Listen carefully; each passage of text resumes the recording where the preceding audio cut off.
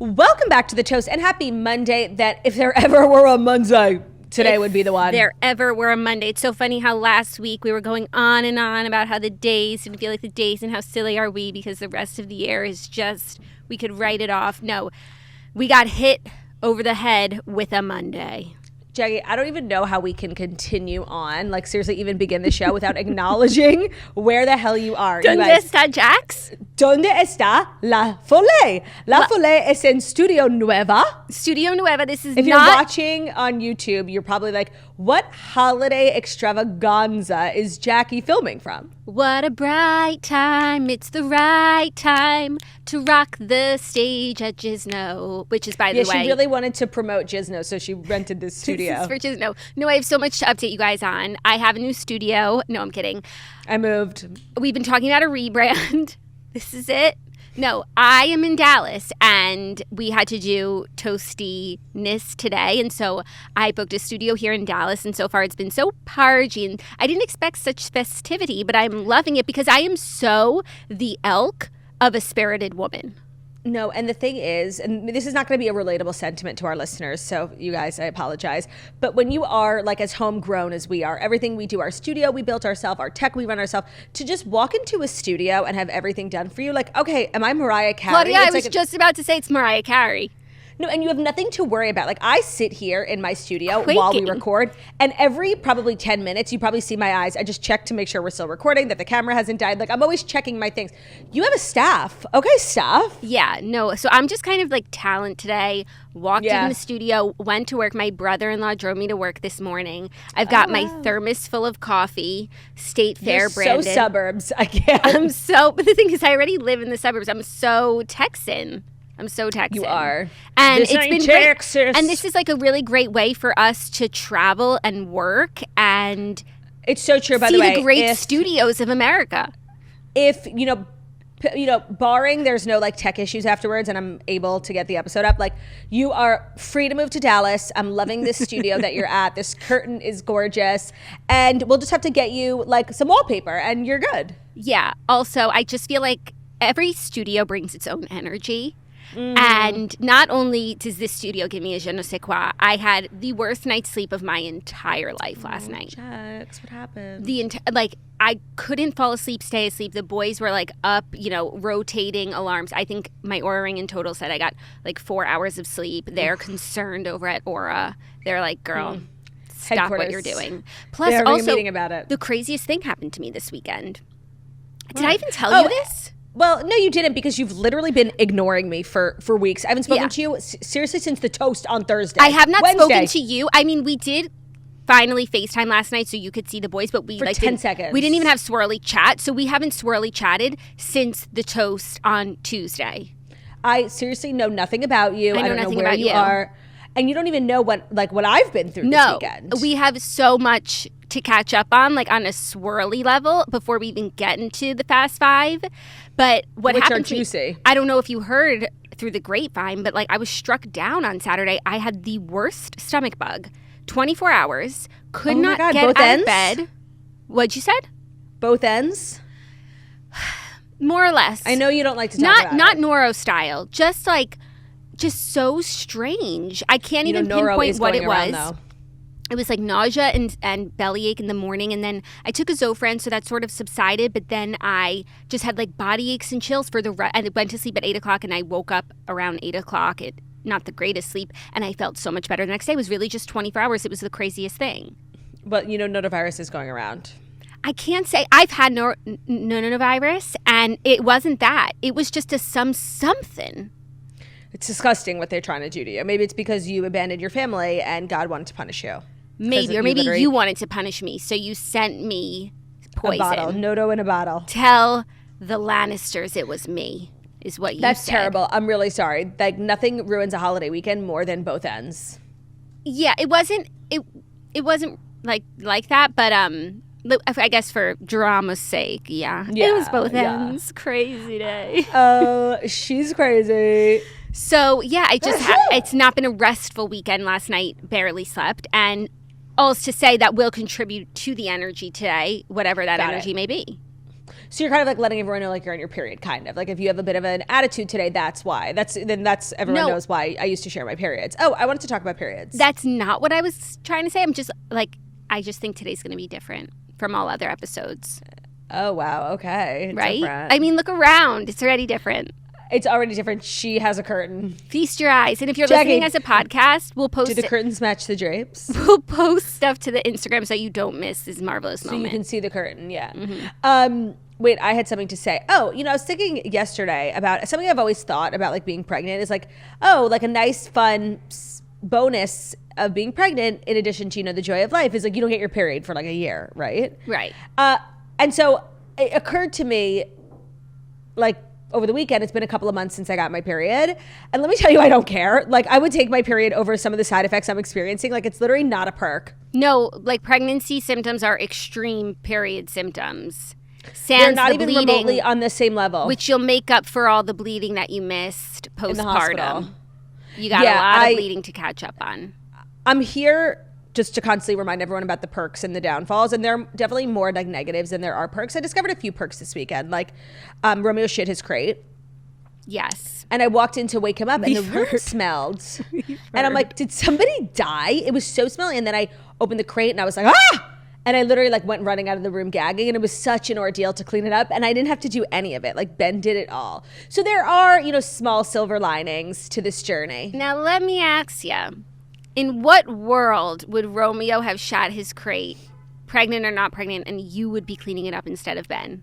So funny, because I shared this on my Instagram, and I got that reception a lot, and I'm shocked that people would think that, like, I would let Ben clean up duty. Like, he's such an insufficient cleaner, and, okay, cleaning a dish is different than cleaning up duty. Like, in my home, anytime Romeo's had an accident, like, doing all the laundry and, like, spraying down the crate, that's obviously me. I was surprised that so many people thought, like, that would be a Ben job no matter what. Like, are you guys crazy? I would never leave him in charge of fecal matter in the home. It's too serious. It's too grave. Of the sanitation department. You're right. Did he complete the task?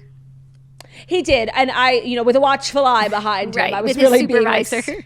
I was being really nutty. Oh, also, so much going on. First of all, so if you're a Patreon member, you know this already. But over the weekend, we dropped 2 fabulous episodes. One of them was Ben and I. We recorded a Patreon over Thanksgiving Day weekend. So many people had been wanting to hear from Ben, like post pregnancy. It was the funniest episode, and it was supposed to be about like pregnancy and like the journey and fatherhood, and it was, but like there was a big chunk in the middle, probably like 25 minutes, that just became a referendum on hygiene.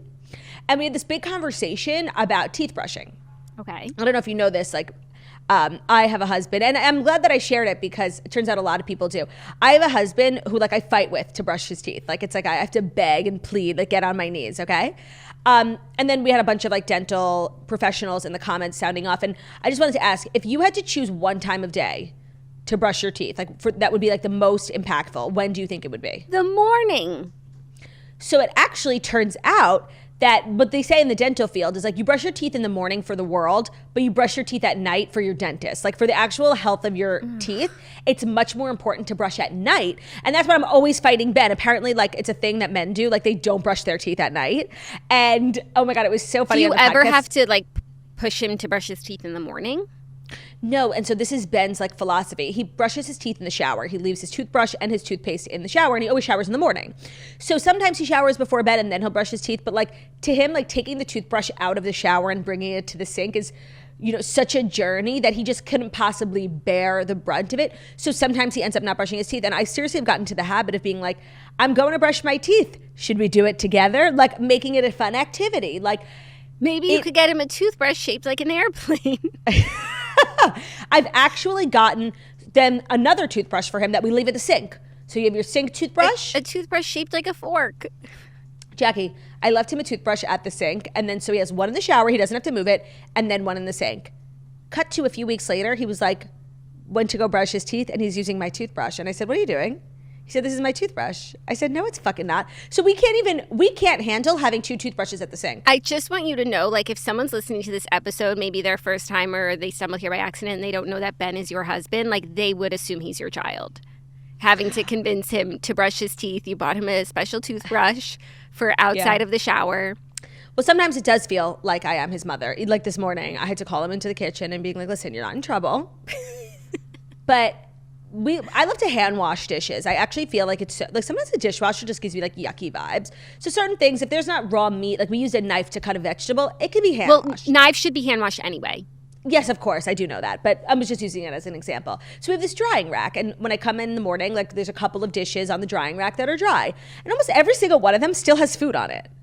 So I had to call him in and be like, listen, I want to talk to you about something. You're not in trouble. He had but, a like, meeting this is with not the acceptable. supervisor. Like, you can't put away dishes with food. And he had the absolute audacity to say to me, listen, I tried my best. A for effort.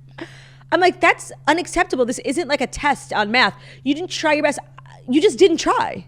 Like, the spoon was still sticky. Weaponized incompetence. That is a classic case. I'm trying to get all of this under control before, God willing, the baby comes, because, like, I can't live like this. 2 children, I can't. No, now's the time. That is so funny that your version of nesting is like boot camp. Is literally boot camp. All that to say, there's a great new Patreon episode that you guys are going to love, so head over to patreon.com/thetoast. And let's talk about our holiday weekends, because I kicked off the holiday going to the parade, which I had talked to everyone about, like how excited I was. And of course, like the year that I get to go to the Thanksgiving Day parade, front row seats, VIP treatment, is the day of like the biggest storm. Apparently New York has been experiencing droughts. I had no idea. So it was like a good storm, but definitely like took its toll on the parade. I think I got sick. Like it was a lot for one person. I'm so sorry. And it affected me too, because I was really excited to look for Cogers. Where's Cogers in the crowd? And by the time, like we are on an hour delay here. So like by the time I turned on the parade, like you were gone in real time. Well, me and Ben were like shuffling in and out, which like you weren't supposed to do once you get to your seats. Like you're really not supposed to move. But I'm sorry, like we were sitting in the torrential rain, and they had this like fabulous little lounge inside with like a ton of food and stuff. So we kept like going back and forth. But also, we very quickly realized our seats were like 3 seats off camera. Like we were just out of the view. So even when I was there, like for stardom, sitting, no one was seeing me, which was just. It was definitely upsetting, except that I wore this coat and they made me put well, they didn't make me, but they gave out these ponchos, and like I'm sitting in the rain, so I'm wearing the poncho. And something about the way the poncho laid on my jacket, I actually looked like a linebacker. Like I looked huge. I had this like hump, like a turtle. Like I had this shell on my back. Turtle? And I did not want to be seen. Turtle the turtle. I didn't want to be seen on television, so I was actually grateful for the seats. But it was star-studded, let me tell you. Who was I sitting next to? Jessica Chastain and her kids and her husband. Skylar Astin. Did you talk to anyone? I spoke to Ben. You were sitting next to Jessica Chastain. Like, was there a word exchanged? So the thing is that Jessica Chastain and I both actually follow each other on social media, and I believe we've DM'd like once or twice. That's always so awkward, whether or not it's an A-list star, like a girl from your town that you both follow, and then you like run into each other, and it's like, why do we follow each other? Yeah, like I kind of wish she wasn't there, honestly. Like it was so awkward. And so when she came, she was like with her kids, and she was like clearly in mom mode, and also very flustered because she also was sitting in the rain. It's flustery and blustery. Jackie, I'm gonna go up to her and be like, "Hi, Jessica. I'm girl in the job." No, but like if you were sitting next to her, like like a little bump, like okay, oh my god, I wasn't sitting next. There was like 3 people between us. Oh, like it's freezing. Just a little something, you know. Yeah, I didn't want to bother her, and I actually have no regrets about not bothering her. Like she was seriously, she looked just like anyone else, like a really involved, kind of overwhelmed parent. Understood. And Skylar Astin, I feel like him and Ben would be friends. Yeah. He was in the 3rd row, so I didn't really talk to him because I was in You first. didn't talk to the people in the back. I didn't talk to people in the 3rd row. And then you know who I did see, which I texted you, but you didn't answer, kind of the theme of the weekend. Who did you see? Joey Graziadei. Okay, you did. Old school vibe. Okay, you text old school vibe, my boy. We also like he's kind of the man of the hour. You texted me that in a flurry of other text messages, so I never got to respond to that. Like you saw him in the stands, you saw him in the show. Like what was he doing? Oh no, he was a part of my VIP crew, like with the lounge and row the seats and the ponchos. Was he a row one? I didn't see where he was sitting. I didn't see where he was sitting because I saw him in the lounge. Behind you. No. I saw him in the lounge, and then I went out like the second the show started because I wanted to be there for like, opening kickoff. And I think him and the swirly were like having a cocktail inside. And then like 30 minutes later when I went inside for a break, he was coming out. Like we were kind of on different schedules. Two so I didn't ships see. Passing. And I did want to say hello to him, except like now he just won Dancing with the Stars. So like I don't care about that. Like I cared about him when he was the old school vibe kind of guy. Right. And I just know, like, if I went up to him, he would be like, oh, another Dancing with the Stars fanatic. And, like, I don't even give a fuck that he won. I just, like, wanted to talk to him about the old school vibe. Right. Like, we didn't watch his season. We don't watch Dancing with the Stars, but we're really big fans. Of his work on Page Six. Of his work, like on my Instagram algorithm, seeing pictures of him and his lady, neither of whom I follow, but I really enjoy like seeing them come through my algo once in a while. Same, and that's the only regret that I have. Okay, no regrets then. We watched the parade. It was jolly good fun. And I just want to say that everyone who participated in the parade, like, put those French can dance Olympics openers to shame. The girls who couldn't dance on the riverbank and said it was because it's raining. Like, I'm seeing high schoolers in a kick line. It's so true. What's your excuse? Were you keeping count of how many fell? Because that was like seriously my activity of the day, and it was like so sad but so funny. I mean, I don't know. They were like I forget if it was like a college or a high school doing an Irish river dance. I saw that's the one. That's the fall that I saw. I dare you not to slip. It was the one and only fall that I saw. It made me really sad. But my concern is like I don't want anyone tearing an ACL over the Thanksgiving Day parade. Like I don't want any career-ending injuries. And, like, even if you fell, it just means that you gave it your all. Like, don't be embarrassed. Seriously, like, because look what happens when you're too scared to fall, can dancers. I guess maybe because they would have fallen in the river, but, like, it's the Olympics. They would have fallen off a cliff and cracked their heads open, yeah. It's the Olympics. Like, the whole world's watching. I don't know what to tell you. Take a risk. Or, like, move the dance. That's just so crazy to me how the Thanksgiving Day parade, like, these are high schoolers who gave it their all, left it all for a couple of, like, you know, a nationwide performance, whereas the Olympics global audience, they couldn't can. I'll never get over it. No, it kind of was like a sleigh on everyone's behalf, like Hoda, Savannah, Al, Jimmy Fallon, like everybody really, and then of course the performers, the Rockettes, the Broadway shows, the high schools. It really was a sleigh, even though it was not ideal. And let me tell you, whatever it looked like on TV, in person, it was worse. It did not let up for 30 seconds. The rain was vicious, like truly vicious. I love the parade. It's literally the best time of year. It's the most beautiful thing ever. And I hope to be invited back next year so I can like actually see it in like the sun. Yeah, in the glory that it was meant to be seen in. We got up to the part in the parade until the Disney cruise float where like Mickey and the gang like sang a song on a boat, and then we just had to keep rewinding and watching that maybe 50 times, and that was the end of the parade. I also want to talk about Dasha, if I may. That was my next point. We absolutely have to talk about Dasha. Now, I'm extremely sympathetic to, you know, any sort of faux pas when it comes to like wardrobe, hair, makeup, especially in the rain. So the fact that she began singing and had probably been on that float for 2 hours, drenched in rain, so her extensions were still straight, but her natural hair was curly and she had a mullet. Like, Thank you for explaining that to me. I thought that was a style choice and I didn't mind it. No, because I saw her TikToks like on the way in the car, and she had like a full glam blowout. Okay. But the extensions like stayed one way, and the natural hair reverted to its natural state. So, and then her lipstick was all like, she obviously wasn't wearing waterproof lipstick, which was a huge mistake on behalf of her makeup artist. But like all these things are par for the course. Like, that's like someone falling. Like I'm not mad at you. Like, forgive yourself. 1,000%. But what I can't forgive, and what I actually want to forget, is the outfit. Her performance was it struck me in so many ways. One, because of the lipstick, obviously, but that's really not her fault. And then I just started looking at her and I was like, what the hell are you wearing? Like, seriously, you're wearing underwear and a bra. First of all, it's 1 degree outside. It's pouring rain. And this is a show for kids. Like, no, it's for the children. Not only was her outfit inappropriate, but the way she was moving, there was no need for that. And I feel like maybe every year, like there's always one new pop star on the scene who like wants to make a moment and just like be inappropriate. And I just feel like the Thanksgiving Day parade is not the place for that. It's really just a beautiful family-friendly affair, and perhaps it's the maternal spirit taking over me. But I actually found it downright offensive. No, and like she's someone who I would like. She's got like country hits, and like when people want to like push the envelope, do stuff every once in a while. Okay, a little edgy. When you do it in kids' spaces, I'm done with you.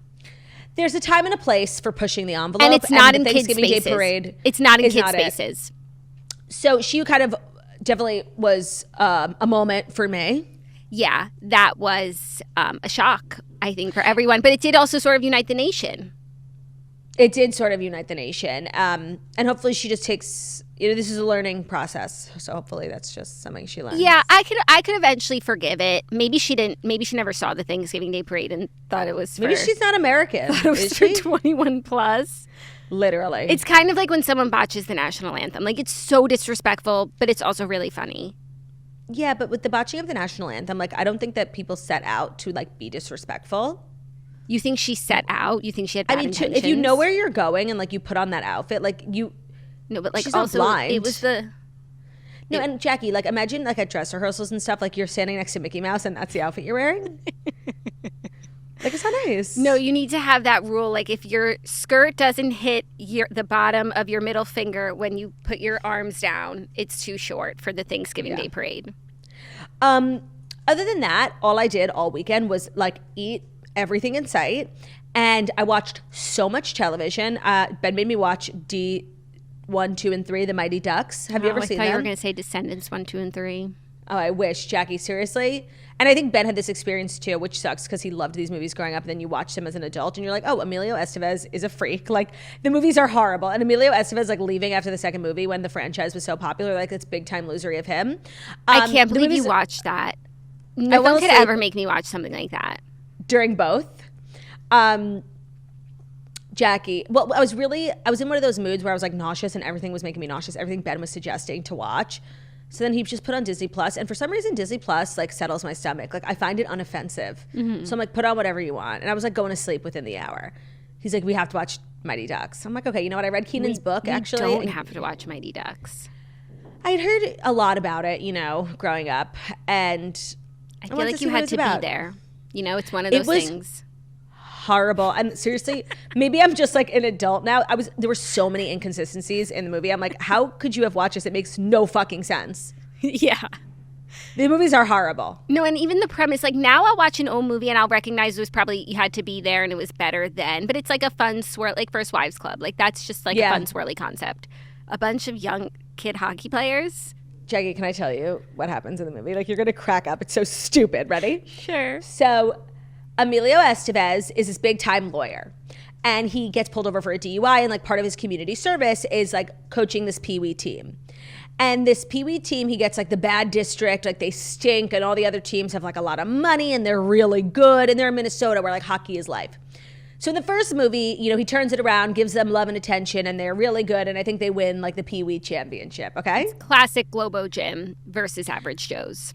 Just wait. First of all, they never would have beat the other teams. Like it's just absurd. Okay, but I can suspend disbelief. They beat the other teams because they had, I don't know, heart.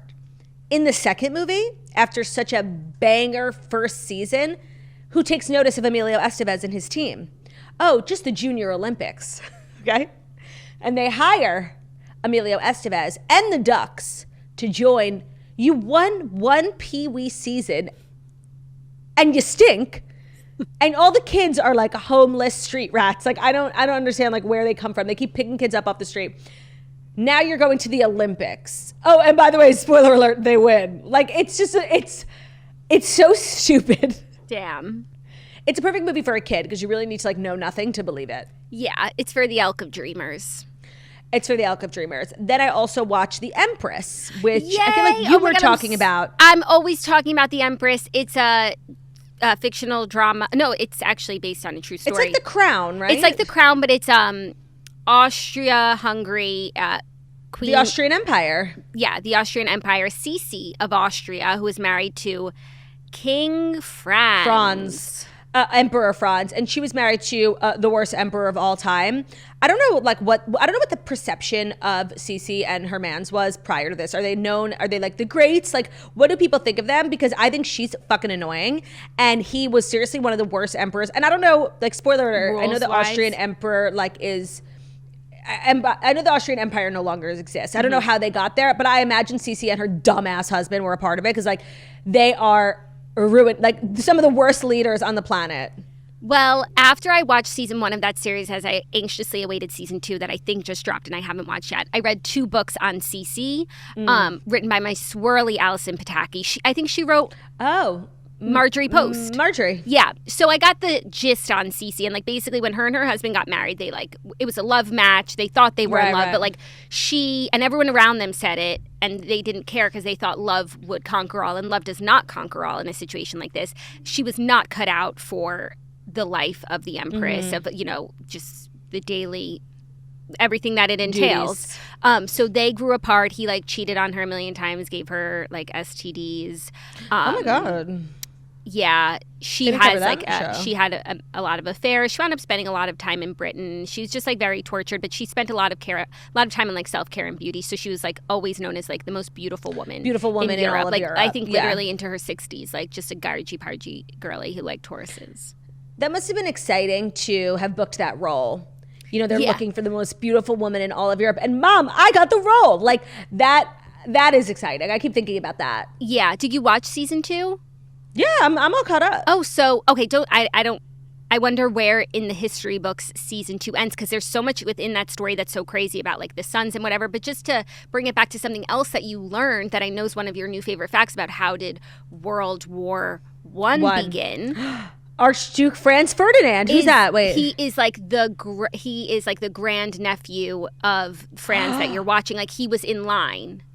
Oh my God. The Yeah. more you know. I'm about to more you slay know. Jeopardy. Yeah, just connecting. And Ben loved The Empress. Like, we woke up every day on the holiday weekend. He was like, should we watch? Should we watch? Like, I couldn't believe he was so obsessed with it.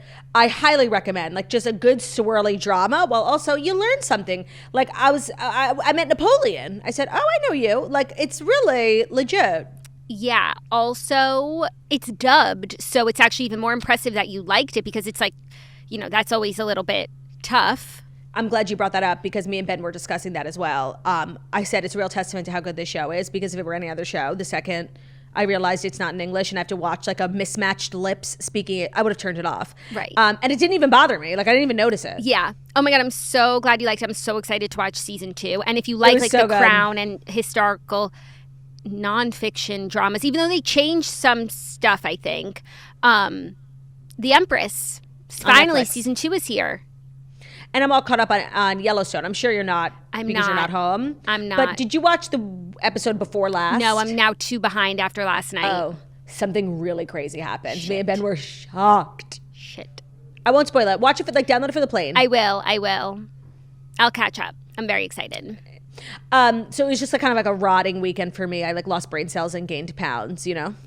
Yes, understood. Unfortunately, I couldn't eat as much as I had wanted, because on Saturday I didn't eat a thing. Not a thing. Actually, I had like 7 crackers, but literally nothing more than that. And then yesterday I was so nervous to set off my stomach that I Of course. ate less than I normally would, and very bland.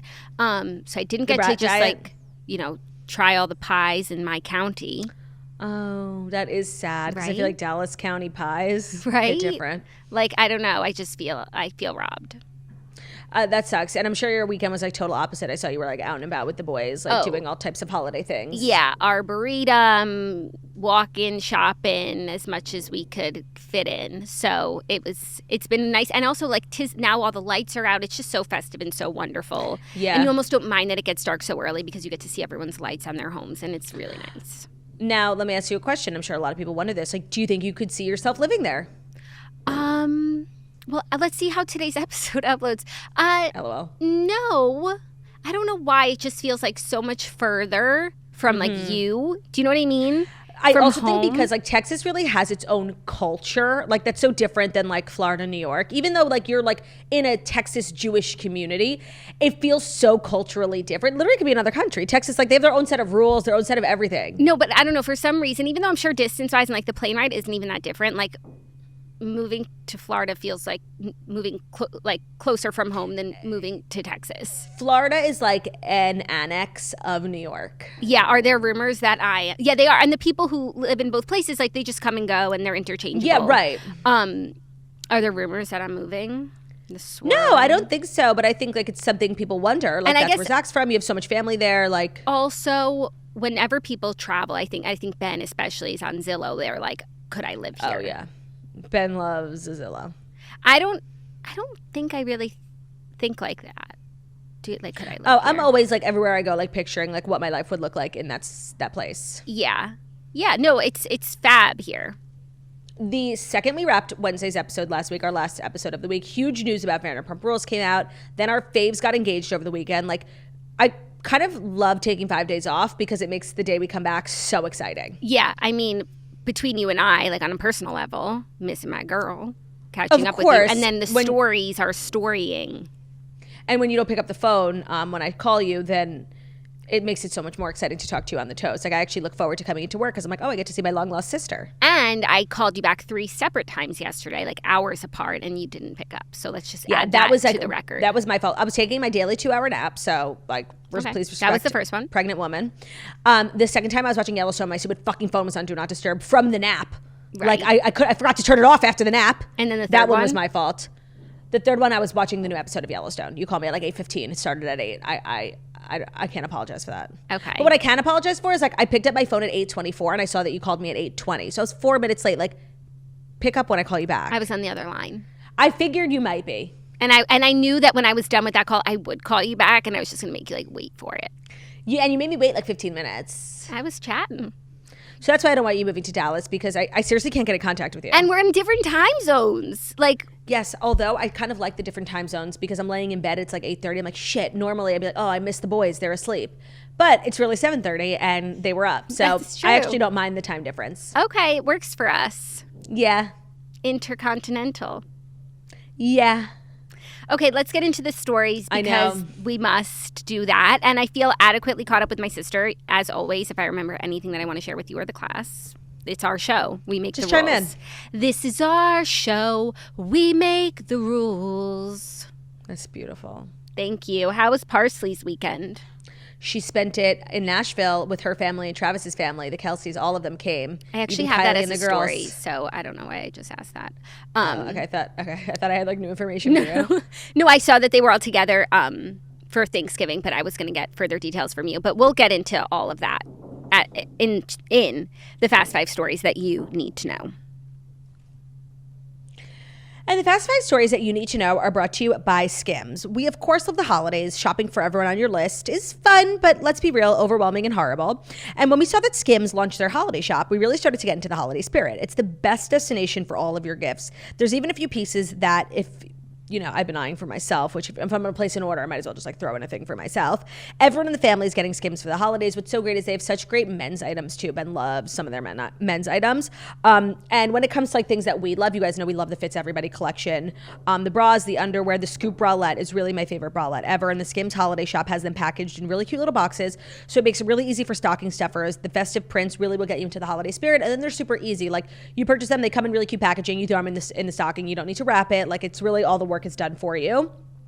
Also, they have something for everyone at Skims, whether you're a man, you're a woman. Also, they're really size inclusive, which is why I think everybody loves them so much. They have like, I think over 60 bra sizes. All the pajamas come in a wide range of sizes, so you can really find something for everybody. Also, the Soft Lounge sleep set. I slept in it last night. I've got this cute new red, very festive one. They make the best pajamas, so getting that for everybody. And then you wake up on Christmas morning and you're all wearing matching pajamas that are like really festive colors. I love that. So shop Skims Holiday Shop at skims.com. Available in styles for men, women, kids, even pets. If you haven't yet, be sure to let them know that we sent you. After you place your order, select podcast in the survey and select our show in the drop-down menu that follows. Today's episode is also brought to you by KiwiCo. KiwiCo Clubs is the perfect gift for curious minds. Kids will learn fundamentals through hands-on activities and progressively build their skills with each project. So watch your kids go from learning to build bow and arrows to engineering their own robot with a thoughtful, enriching gift that keeps on giving. KiwiCo has 5 clubs to choose from with unique topics like science, technology, engineering, art, and math. Plus, KiwiCo Club members get amazing perks like 10% off orders, free shipping in the US, and early access to new crates. So your child can build skills while discovering cool science and art concepts through fun hands-on projects, and it'll be delivered to their door every month. The projects are built to last. It's a great way to stimulate your kids for, hours on end while also keeping them off screens and out of trouble. KiwiCo crates encourage kids to be creative, bold, curious, and persistent through hands-on play and projects. With KiwiCo, kids can discover what they have what it takes to build and to innovate. So they can build skills over time like robotics, engineering, art techniques, and more. And as a parent, it can be hard to find creative gifts to keep your children engaged, challenged, and off their screens. But KiwiCo does the legwork for you so you can spend quality time tackling projects together. There's no commitment, so you can pause or cancel at any time. Obviously, it's the holiday season, so getting one for somebody in your life with kids is such a really thoughtful and helpful gift. So tinker, create, and innovate with awesome gifts from KiwiCo. Get up to 50% off your first crate at kiwico.com. Promo code is TOAST. That's KIWICO.com. Promo code is TOAST for up to 50% off your first crate. KiwiCo.com, promo code TOAST. Today's episode is also brought to you by Vegamour. A little self-care can go a long way, especially amidst the hustle and bustle of the holidays. Taking time for yourself and your hair goes beyond just looking good. It's about feeling your best inside and out. And that's where Vegamour comes in. Trusted by millions, Vegamour is about giving your hair the love and care it deserves. With their vegan and cruelty-free formulas, you can nourish and revitalize your strands while indulging in some much-needed pampering because, let's face it, who couldn't use a bit more me time this year? I've been using the Vegamour Grow Serum ever since my hair started falling out a year and a half ago, one of the worst experiences of my life. I really don't want to talk about it. But recently I've been using so many more Vegamour hair products because I'm just so conscious of ingredients, especially Jack's got me on that Jackie O Natural plan. So the Vegamour Grow shampoo and conditioner is now part of my weekly wash routines. Their dry shampoo is fabulous, and I love the size it comes in. You can just throw it in your purse. So it's made really well. And I really recommend that Grow Serum. Using it every day, staying consistent with it, you will really see results. And if you've experienced any sort of hair thinning or hair shedding, you know how horrible it is. So taking control of it is an absolute must. Don't forget to treat yourself this holiday season. Vegamour makes a great gift, great stocking stuffer, but also you need it for yourself to stay on top of your hair goals. So this holiday season, give the gift of great hair with Vegamour. There's something for everyone, including yourself. So visit vegamour.com/toast, code TOAST to shop. That's VEGAMOUR.com/toast, code TOAST. That's code TOAST. Thank you, Turtamore. What can I say except you're welcome? Moana 2 is out now. Yes, Olivia saw it over the weekend. She loved it. Yeah, how nice. Our first story, the big news that dropped right after we wrapped on Tuesday, but I'm kind of glad because we're getting more information in the last 5 days. Vanderpump Rules. And there was a new episode of Shenanigans out that really added some color. Yes, and they've released just information about the Valley, and Vanderpump Rules Season 12 will be completely rebooted with a new cast. So, and to be clear, that's the upcoming season? Yes.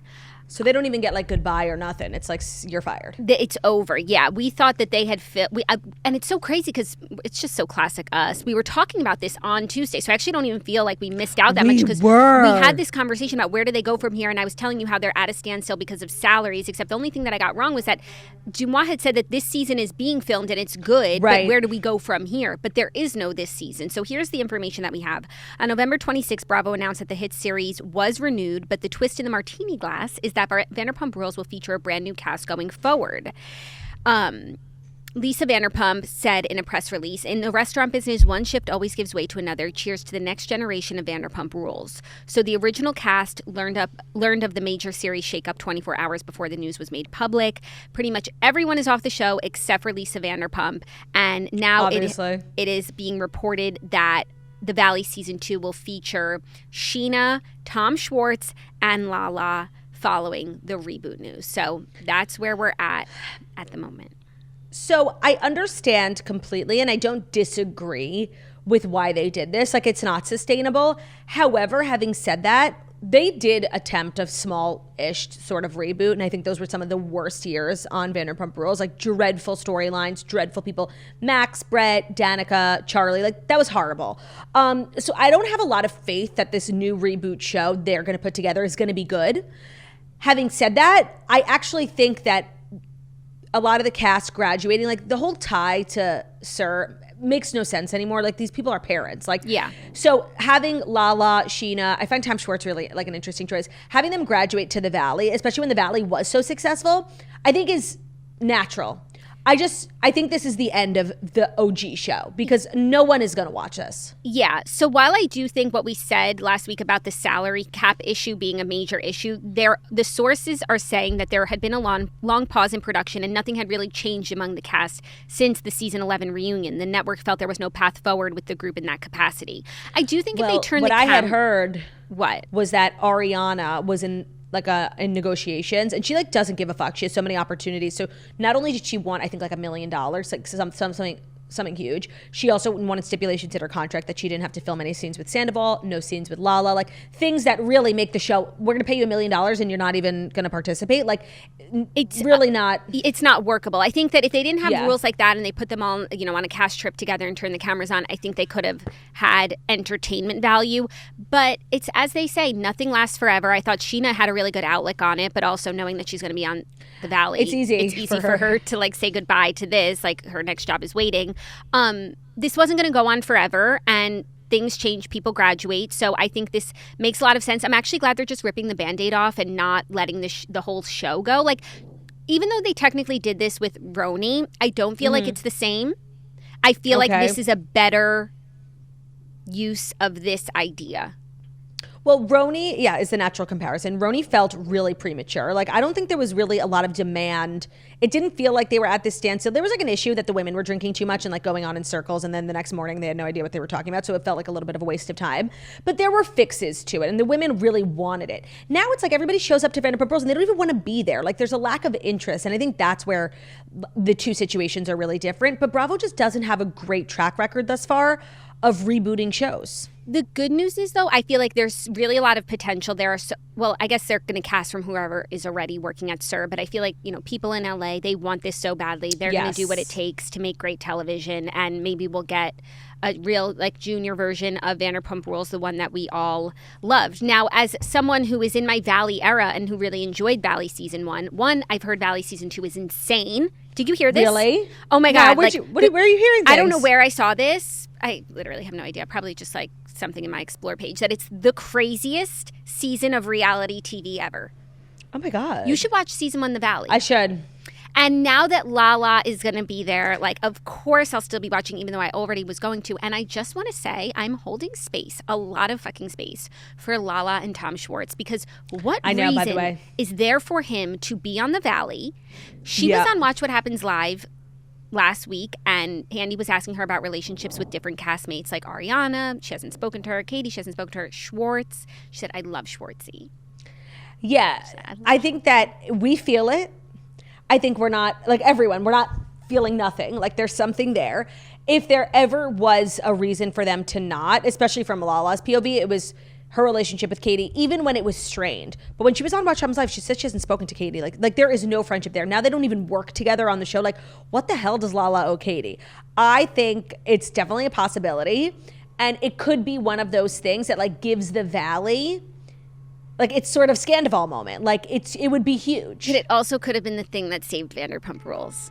But the thing is, even Scandival didn't save Vanderpump Rules. Gave it a season and a half. Yeah, it gives you a little bit more life. Yeah. But maybe like the production company couldn't afford it and the Valley could. Because Sheena and not Tom Schwartz, actually, just Sheena is the only one going to the Valley who was an OG cast member from Vanderpump Rules season 1. So she was one of her, Katie Maloney, and Tom Sandoval were the only people who from season 1 were full-time cast members. So they were the highest paid on Vanderpump Rules.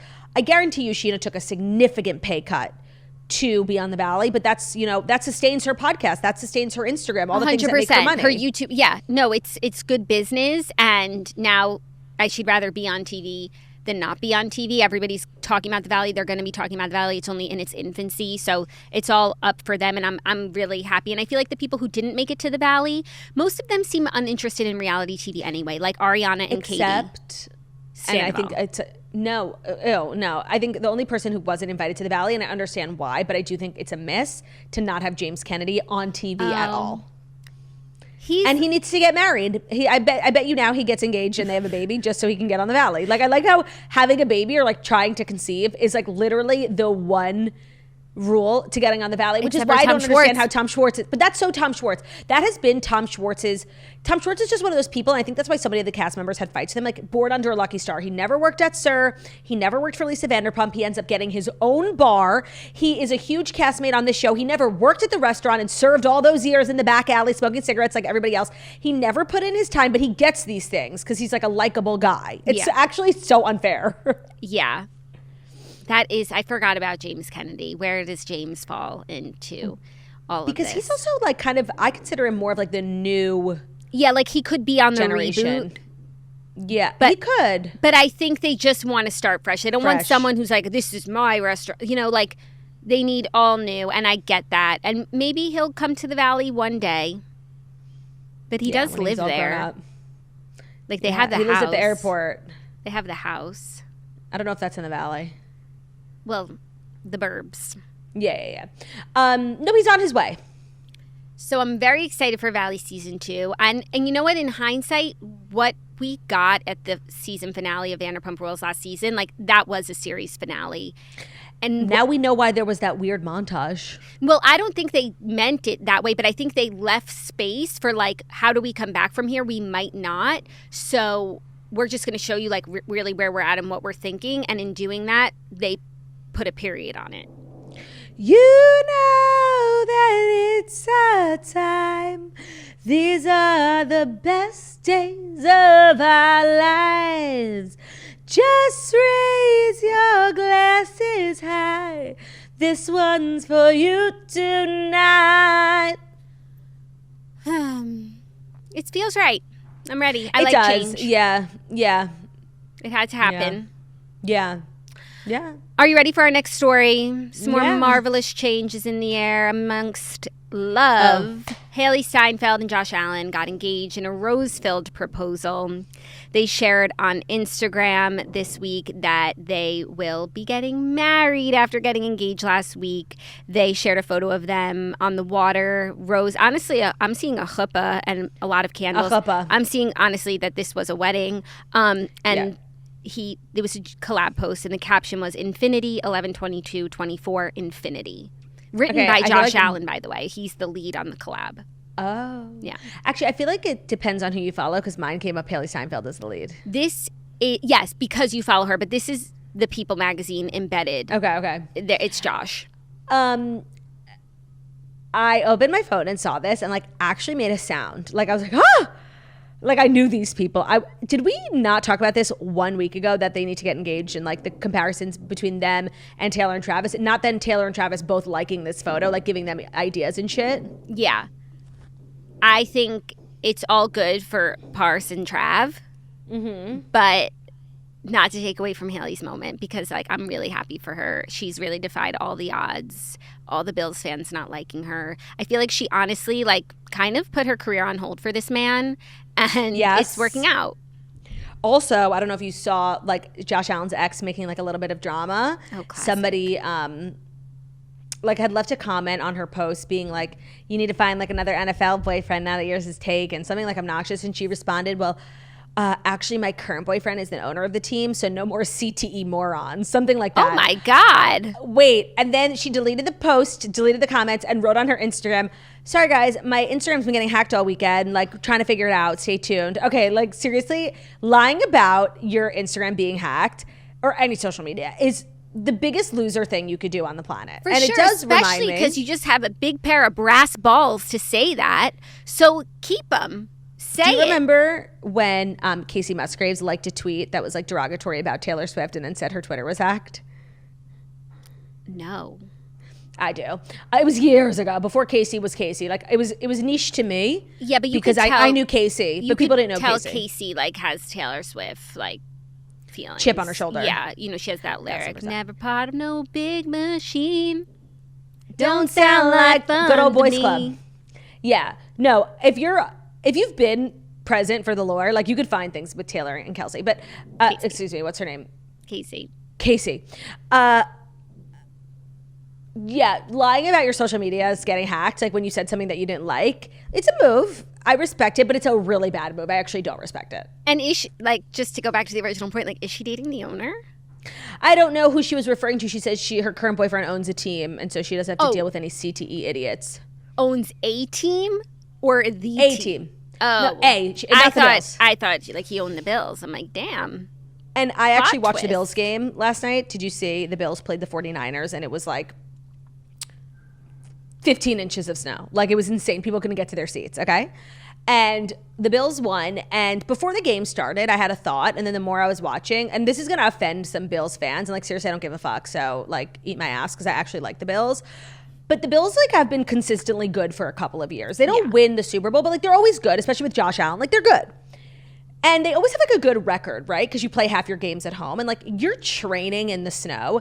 And then you have people from the Miami Dolphins and the Stanford, people playing in California come to your town. And obviously you win. And I saw this guy holding a sign that had like a statistic and they put it on TV. I'm like, you guys shouldn't be proud of that. It makes us realize like maybe you're not that good. You're just good at beating people like in the snow. Because this guy held a sign. It was like, we're 10-1 at home since 2020. Like for the last 4 years, you've barely lost any games at home. Okay, so like that's why you're good. Because you trick people to coming. Get a roof. Why is there no roof? Like literally in Minnesota, where it's always snowing, the Vikings have a roof. Why the fuck would you like subject your players to playing in the snow? Like it's such a bad health risk. And two, like it's a trick. I bet you if they closed that roof and they all played regular games and there was like air conditioning and shit like that, their record at home would not be so good. I don't know if you guys are ready for that conversation. It's a good point, but I guess like are they not better football players because they know how to play in all the elements? No, that doesn't make you a good football player because you know how to like slip and slide on snow. You like to dip. Yeah, no, and it's like it maybe if there were other and you know how to pop and lock and. Jackie, there are no, maybe once every couple of years will it snow during a game, like in New York. Mm-hmm. Like, it's very rare. Yeah. But it's consistently, always, there's like a ton of games every season. I just feel like we're not having that conversation out loud about Buffalo, and now I've said it. I think you raise like a really fair point, and they'll never get a roof. Like, that's too soft for them. They just like want to be hard. They want to be hard, but there's also like not cheating. And I'm not saying it's like. It's a method. It's a strategy. I just want to say like, and you are hard. Bill's like fans and team, you're hard. Like I'm not a part of this conversation. Just get a roof and like, let's see what happens then. I would love to know like what the stats. Into the curtains. She fades to black. I would just love to know what the stats would be with a roof. Okay. I'll call the roofer. Yeah. Get a quote. Get a quote. Never hurts to get a quote. That's not true. When you think about me, I'm always getting a quote. It's sometimes so inconvenient to do all the legwork and for what? Not only that, sometimes it does hurt to get a quote because then you get like follow-up emails and texts for months on end. I got a quote and then I decided not to do it. Of course, that's what happens. The quote talks you out of the project. I got a quote and I decided to do it. And then a few days later, I was like, I'm not doing it. And then I had to like pay for the time that the quote. And it was like very off book. It wasn't like in the contract. But he was like, pay for the time. Yeah, he was like, don't you think you should like? I came and I measured and. No, getting a quote is free. Yeah, no, we got swindled. You paid with the quote. Claudia was. Jackie, you're such a sucker. The biggest. Everybody knows this. Such a sucker. Oh my God. If you're looking to swindle someone out of money, like the vulnerable, she's right here. Yeah. No, it's true. I won't even deny Jackie, it. You don't pay for a quote. That's like seriously the whole concept. The thing is, though, my husband is the opposite of me. Like, he will fight tooth and nail. Each other out. So I'm like, this is you. And by the way, he was the one who took it on, and still we had to like pay us something. I guess if I gave you more details, maybe you would understand more. But still, it doesn't always like not hurt to get a quote. Right. It hurts. You sound like somebody who got hurt. I got hurt. That's terrible. I'm so sorry. I feel better. Anyways, mazel tov to Hailee Steinfeld and Josh Allen. I hope that he will be converting. I hope they have a big, beautiful wedding. Is she Jewish? Yeah. Yeah, she is. Steinfeld, yeah. I never thought of that. So I hope that... Obsessed. I'll meet you under the chuppah. Do you think Josh Allen will wear a yarmulke? Oh my God, I'm freaking. I do. I was excited about these two before I even realized that. Yeah. And I guess you think Taylor and Travis will be at the wedding? No. Well, that will be the big tell. I think that they should. But I think Taylor gets invited to a lot of weddings, and unless like you're a true ride or die best friend, she's not going to go. She's actually like a distraction. Like, yeah, it's cool to have Taylor Swift at your wedding. No one's looking at you. I guess. But unless it's like Abigail, you know? But if she's like not there, then there's beef, and we've long been wondering. So even though they like the post, like... I'm sorry, there is beef. You can like the post of your enemies, but you don't go to their wedding. Maybe Taylor Swift stopped being friends with Hailee Steinfeld when Hailee Steinfeld released a song. Gotta love myself. No, I don't need anybody else. Because Taylor was like, I can't be friends with somebody who wrote the best song of all time because it'll just make me look bad. Because love myself. Actually, her very brief foray into pop stardom is some of the best music. What was that other one? In capital letters. Yeah. And then there was one more. When I get chills at night. No, that's Love Myself. Hold on. What's her other music? Hold on. No, she really like slayed the pop game for 30 seconds. She kind of slays everything that she does. It's true. She doesn't flop. Oh, Let Me Go with Alesso, Florida. Oh, Starving. Most girls are strong and girls. smart and beautiful. Most girls work hard. We go far, unstoppable. I'm obsessed. No, Starving. when I didn't know that I was starving till I tasted you. That has over 1 billion streams. Jackie, both times when I sat down to write my Grammy Award-winning songs, Toast and 100%, I spoke to the producer and the songwriter, and they were like, what's your vibe? Like, who do you, they were like, Jess Glynn. And I literally said, no, Hailee Steinfeld. And they were like, oh, okay. Yeah, Most Both Girls times. is a Like, Toasty anthem. Most Girls is a Toasty anthem. And Love Myself is really good. Shut up. Love Myself is really good. But if you do look below the lyrics, like beyond the surface lyrics, it is a song about masturbation. Do you know that? Yes. Okay. Yes. Are you ready for our next story, which is a perfect segue because it is about Parson Trav? Taylor Swift and it's about masturbating. Taylor Swift and Travis Kelce's family spent special Thanksgiving together for the first time. For the first time in forever. Taylor Swift There'll be music, there'll be light. Taylor and her family, including her mom and dad, hosted Trav and his family members in Nashville, People reported on Sunday. A source told the outlet that Taylor and Travis had a great Thanksgiving together with their families, calling the Tennessee gathering very festive and special. Okay, now I'm trying to figure out why Nashville, but I think just logistically, when she has a house in every port, Trav had to go on, when was his game? You're asking the wrong person. What day did he play? Whatever. He had to get to Vegas. So I guess maybe her LA home would have been better, but no, it's not the vibe.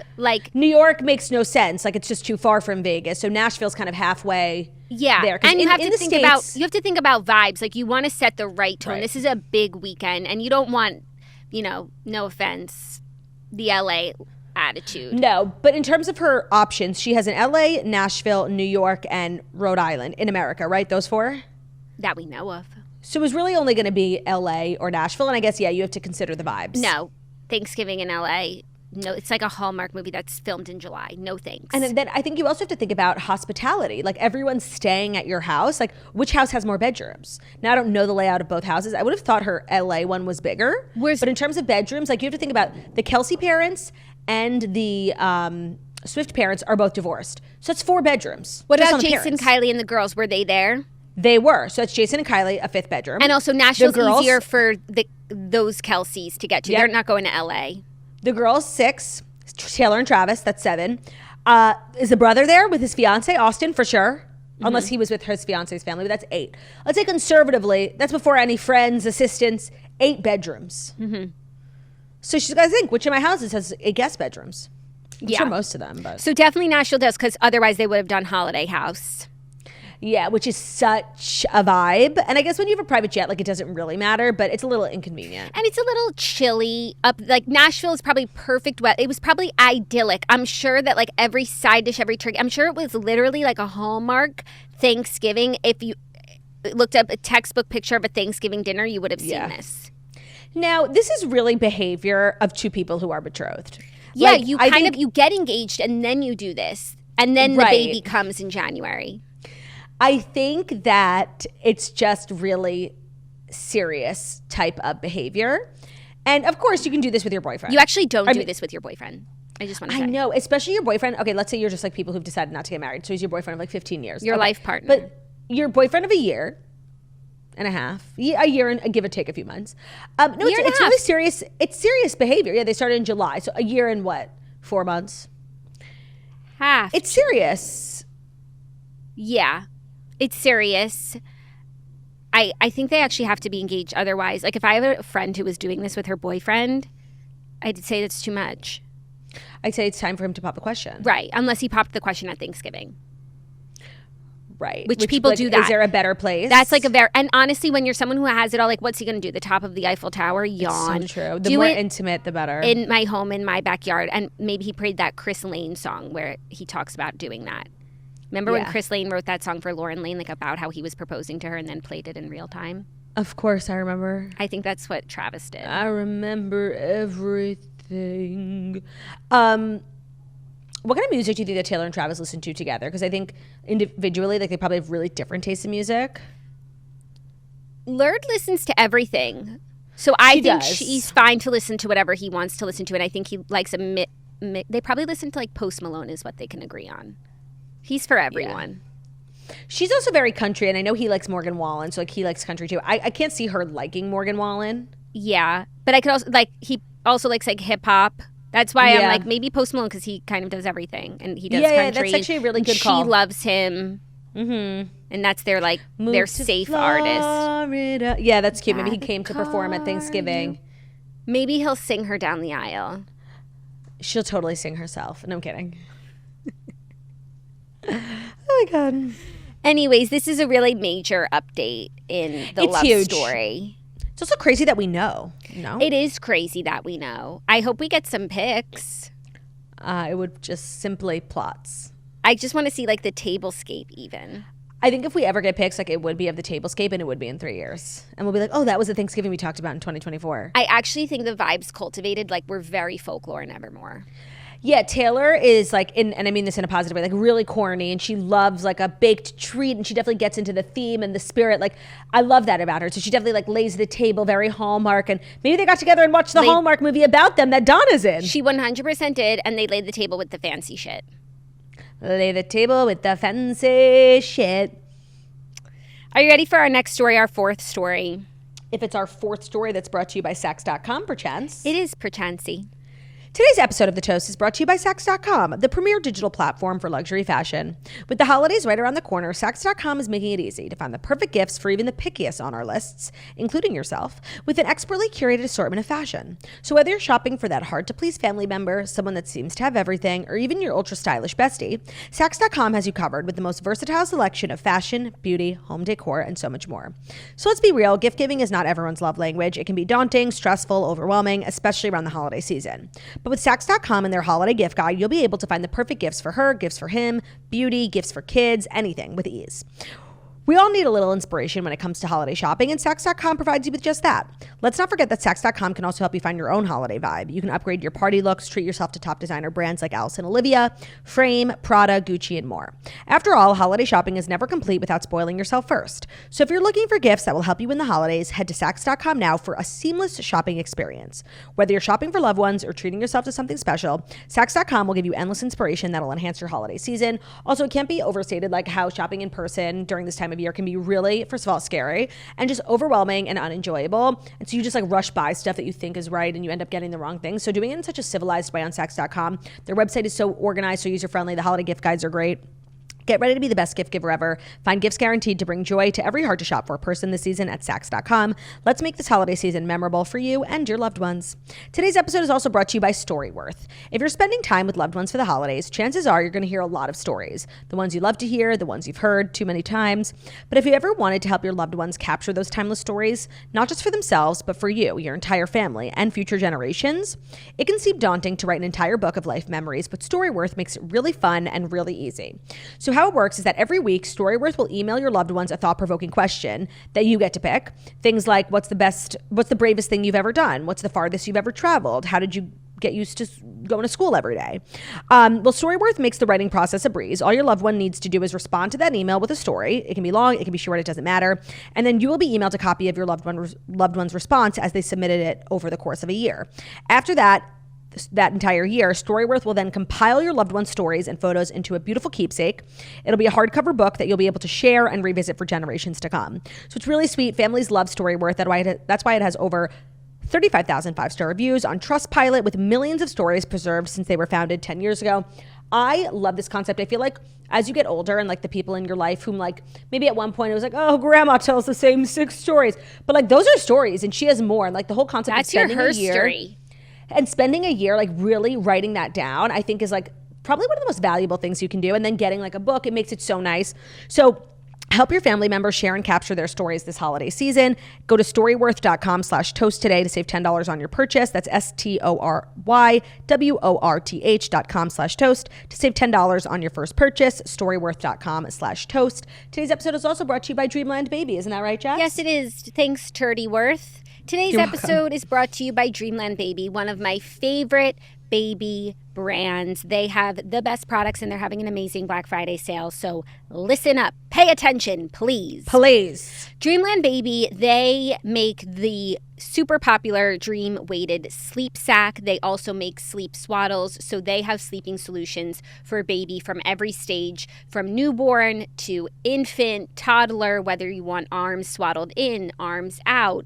It is just so great. They have their patented weighted technology, and it is so great. It does for a baby what a weighted blanket would do for you, which is like reducing anxiety, promoting calm, promoting restful sleep, and better sleep for baby means better sleep for you.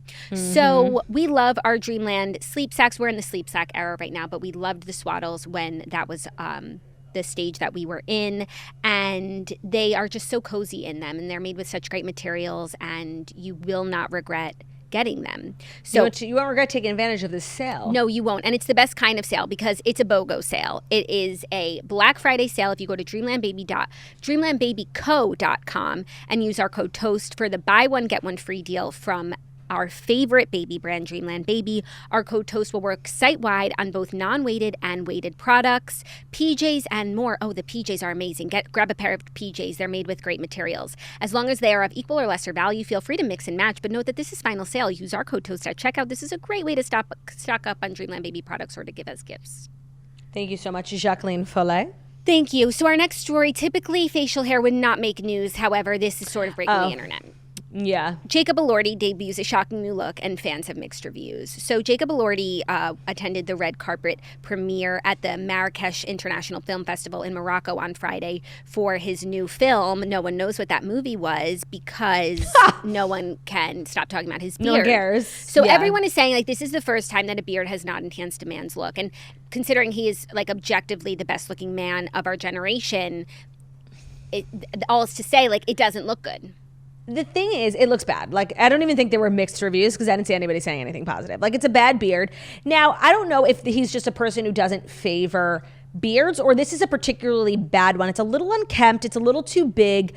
I happen to have really liked it. I like when very good-looking people look a little bit ugly. It makes them relatable to me, and I think it's, like, humbling. And I don't dislike it. I actually think overall, like, his Q score will go up from this, but he does need to get rid of it. But just knowing he's capable of looking ugly, like, that's so human, you know? Yeah, I also think it's good for his future as an actor because, okay, maybe he's not always going to play, like, the teenage heartthrob. Maybe he could play the ugly guy. Like, he's a chameleon. Yeah, not every person in a movie should look like a movie star. Like, they're supposed to be based on real people. Regulars. So I think this shows range for him.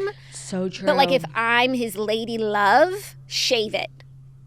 Well, if I'm his lady love, I'm grateful and I'm not going to be complaining. Like, you don't think Olivia is like, shave it? The thing is that if you look at Olivia, she has very beautiful skin. And I can't see that, like, rough, coarse beard hair, like, being gentle on her skin. It's and an I worry about that. exfoliator.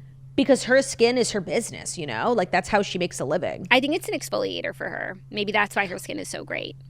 Maybe. But you know that there are people who experience, what's that thing called? Like, beard burn? What is that? Oh, man, you don't know? It happened to, like, one of my best friends in college when she was, like, dating her husband. Like, dating a bearded man? Well, no. Yeah, I guess if you date a bearded man, yes. Like, if you kiss them, like, some people have really sensitive skin. I'm surprised this never happened to you because you have such sensitive skin where you literally break out into a rash, like, and, like, just from getting kissed. So, yes, that happens to me. I get redness, but I wouldn't call it a rash. It goes away in, like, 30 minutes. No, this, like, lasts a day or two. No, I wouldn't say a day or two. Google beard burn. It's, like, on your chin. Yeah, no, it's just, no, like, but I definitely would get irritated for sure. Yeah, well, some people have it really bad. It's called beard burn, and that's why, like, their husbands have to, you know, live a beard-free life. A beard-free life. So maybe we need Olivia to fake a little bit of beard burn and then be like, Jacob, you have to shave, look. Or maybe she's, like, wants to keep her man, maybe not that. It's hard to date the hottest man alive. It is important that we all encourage our husbands at different points, like, to look ugly because, like, that's my man, right? And, like, who you looking so good for? No, and it's like, I guess for him, it's for his job. I guess it's good that Ben doesn't brush his teeth. Yeah, and I'll tell everyone, my husband doesn't brush his teeth. Don't kiss him. Do not He's come. gross. Do not come. He doesn't brush his teeth. That is funny. Yeah. Okay, are you ready for our fifth and final story? Some actual like heated drama. Not the heated drama. Not the heated drama for the fifth and final. But like Billboard magazine is really going through it right now because they endeavored to do something that nobody fucking asked for, and they're pissing everyone off along the way. They are. So Billboard magazine has been putting together their top pop stars of the 21st century, and they've been like teasing every day, you know, number 10, 9, 8, 7, 6. So first they named Justin Bieber number 8, and Hailee Bieber is, you know, throwing shade their way. That wasn't ever confirmed that Hailee Bieber's, I think that was fake. Really? The Hailee Bieber shade, because first of all, them naming Justin Bieber number 8 is actually like extremely generous. I feel like that's accurate. Feels right. Yeah. And then the comment that she allegedly left on a Billboard post like was never seen. I don't know that comment was real. Okay, well the comment said Billboard is a fucking joke as per usual, but that's just I don't think she wrote that. An appetizer to the main dish. It's an anecdote, which is that it's a story about parsley again, because Taylor Swift was crowned number 2 pop star of the year, which already has people like in a tizzy because they think that she should be number 1 given all of after they announced number 3, everybody realized the only 2 spots left were Beyonce and Taylor. So they were like 3? Fighting. I don't remember. I'll find it. It's so of not important. Right. Like, sorry to number 3. Billboard doesn't know the definition of a pop star because there are people who are left off that list, and then there are people who are on. There's bands on that list. Yeah. So I guess a band is a pop star, and then that means like where Maroon 5 wasn't on the list, and they should have been. Like they don't know what a pop star is, and then like some people on there weren't pop stars. Rihanna was number 3. Drake was number 4. I don't think I would consider Drake a pop star. Correct. Pop stars for the girls. I just want to say. I agree completely. 5. But I don't know. Lady was the Gaga Weeknd on there? Yes, he's number 18. No, there's a lot of he's like a boy here. pop star to me.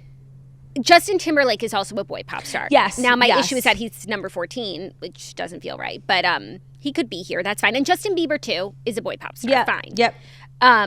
5 Lady Gaga, 6 Britney Spears, 7 Kanye West. I wouldn't consider a pop star. Not a pop star. 8 Justin Bieber, 9 Ariana Grande, 10 Adele, 11 Usher. That's generous. You know what? That feels right. Really? Yeah, he just operates under the radar. That's the thing. But like 20 Bruno Mars. Are you guys okay? Oh, that's wrong. He should be top 5. He should be top. He could have been that 10. Yeah, that 10 spot. That's wrong. Also, so yes, it started because then Rihanna was the 2 3. spots. Everybody started fighting. Taylor and Beyonce are left for 2 and 1, and they announced Taylor as number 2. So people are upset about that fact just in general. But then they put together this video package of her highlights. And in that video, they included footage from Kanye West's music video where he had created a mannequin of a naked Taylor Swift. And this is like the thing. This is her Roman Empire. Yeah, from the famous music video. And it's like... It's not even really her, but like, why would they include that? It's a 3D model. It's not germane. It's offensive. It was offensive then. It's offensive now. It has nothing to do with all of her amazing accolades. Like, it's seriously so offensive. They got so much backlash for including it. They finally like apologized in the middle of the night, but people are not happy about that in particular. And it's kind of like ruined this whole fun that they were having. It's true. It's true. Now, I really want to talk about 2 things. One, can we just quickly discuss like what you think of them giving Beyonce 1 and Taylor 2? Like I disagree with that, but I do understand that like this is subjective and like someone could argue both sides. Like there are things that Beyonce is definitely better at, and there are things that Taylor is definitely better at. I happen to think the list of things that Taylor is better at is just a little bit longer, which is why she would have been number 1. But like I'm not mad. Beyonce is one of the greatest, so like if she's gonna be 1 or 2, like I get it. That's not, if I made a list, I would have done the opposite. Yeah, I just feel like you can't call things until they're past. Like it's so true. We'll see how history remembers all of this and what turns out to be the biggest things. Like so I can't call it while I'm in it. No, that's a really good point. So, and then I think today they announced that Beyonce is number 1, but that's all sort of been lost in. Yeah. Their statement was like, it was in the controversy. This is what the statement said. They said, "We are deeply sorry to Taylor Swift and all of our readers and viewers that in a video celebrating Swift's achievements, we included a clip that falsely depicted her." The publication wrote in an apology post shared on X just after midnight on November 28th. "We have removed the clip." Just after midnight. Yeah, they posted it at 1 a.m. Like they thought they could like get away sly with this apology. And honestly, one thing about the Swifties, they're not dropping anything, and they shouldn't drop this. Like a dog with a bone. They said, "We have removed the clip from our video and sincerely regret the harm we caused with this error. whatever. I just like things like this don't happen accidentally or It's slip through the true. cracks. Like it's very intentional and it's so disrespectful. It is. And I feel like Taylor went through a period in her life, and I don't know if she's still like existing in this space, where anytime there was something like within culture that she found offensive, like she would speak on it. Like Ginny and Georgia, she called out Netflix for making that joke. And so I think there was a time where she would have spoken on this. I don't think she's really about that life anymore. And also like Billboard is such a strategic part. You can't like alienate Billboard, right? If you're an artist like her who cares about all the accolades and the charts, like they are a strategic partner of hers. So I don't know if she would say anything regardless of that, but I do feel like that part of her career where she was like constantly like speaking out is kind of over.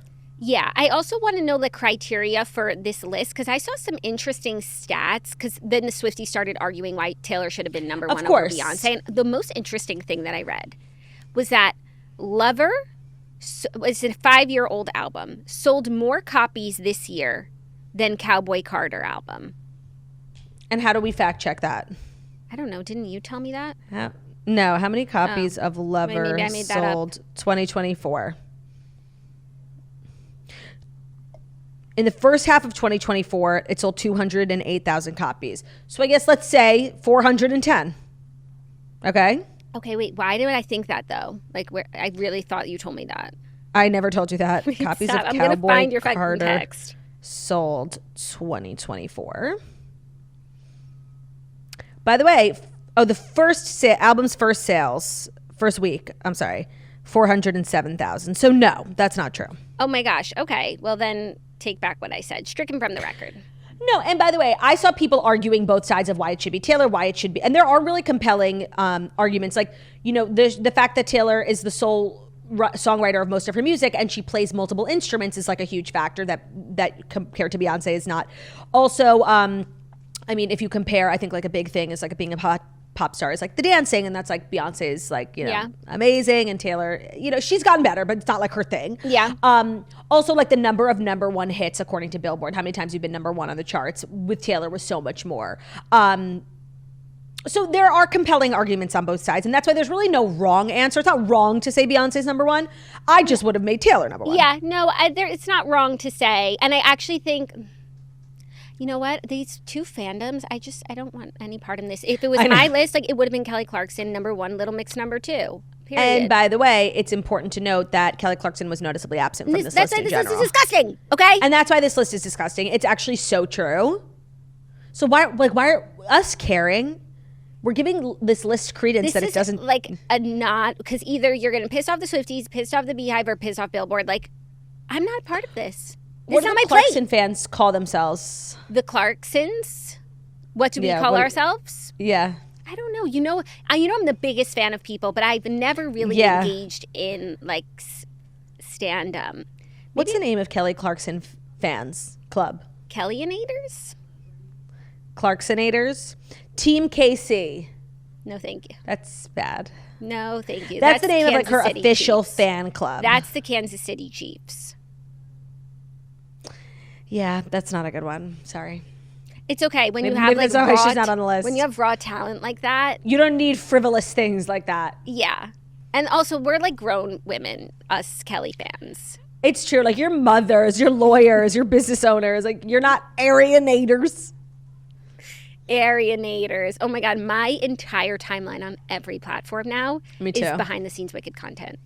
And I'm like, I think I might be an Arianator. Like, I just am. I actually think I might download Threads because I'm getting all these like Threads really compelling, thought-provoking. Yeah. Teased in my Instagram where they just cut me off right before the where you would be interested. They're crushed. I'm so close. Even one person, I looked up their handle on X because I wanted to see. And I couldn't find it. They're about to get me. We don't talk about Threads, like that failure. That was really crazy. I didn't download Threads that day that 1 billion people did. But like now, I did. These wicked movie reviews that they're leaving me in the lurch might get me. No, but if you're writing shit on Threads and not other places, like do you not want people to see it? I don't know. I don't know what's going on, but like Threads is trying something. I just want you guys, I'm warning you. They're coming. They want you to engage. And you're getting dangerously close. I'm getting dangerously close to the edge. I am. So I have to say, the studio has been a dream. Let's just pray that what do you keep looking up at? Jack's self. There's a huge there's TV like a right monitor? here. Yeah, huge. Like I'm literally, that. I'm a movie star. It looks Okay, like a movie. Jacob Elordi. Yeah, with my beard. Are you at the Marrakesh Film Festival? Yeah, I actually look like I'm at the Marrakesh Film Festival. Will you be in the studio tomorrow? No, Oh. we'll discuss. Oh. Am I supposed to know something about tomorrow's show? Yeah, Are you not on? yeah, that was the plan. Were you going to tell me that? It's fine. I'll get Ben to sub for you. But No, then were you remember, gonna I tell me kept you're taking saying the day off? December 4th, December 4th. No. You don't remember? Search December 4 in your texts. No, what I'm going to do is text Ben. He's so dramatic. Like when I make any like sort of change to his schedule. Watch Honestly, us. the studio's pretty close to Can the you airport. host the toast with me tomorrow? Question mark. By the way, we can record early if you want to come back to the studio. You just let me know. It's pretty close to the airport. Just makes you think. Like, and then Zach literally. has to get the boys ready for the play, not you. Yeah. Let me know what Ben says, but like we can it's always a make it work moment. No, Ben will be like difficult about it, but then all he wants to do is come on and promote Good Guys and Spritz. So he'll be like, I'll make it work. Yeah. No, he loves it and everyone loves him. So it's like as much as I'm going to miss you guys and of course like I'd love to see my curtain again. Yeah. It's all to the good. I would love to see your curtain again too. So we'll discuss offline. That's our show, you guys. Thank you so much for listening to the Toast and Monday Morning Show, where we deliver the fast stories you need to know every Monday through Friday on YouTube. So you're watching us on YouTube, please feel free to subscribe and give this video a thumbs up. We're also available as a podcast anywhere podcasts can be found. So it's Spotify, iTunes, Stitcher, Public Radio, iHeartRadio, Castbox, all the places where we listen to podcasts. Find us, The Toast. Leave a 5-star review. Do it. I dare you. Do it, you guys. It's been so long. About how beautiful, stunning, and wickedly talented we are. We've also always been so wicked coded. That's wicked coded. Adele Dazeem. Love ya.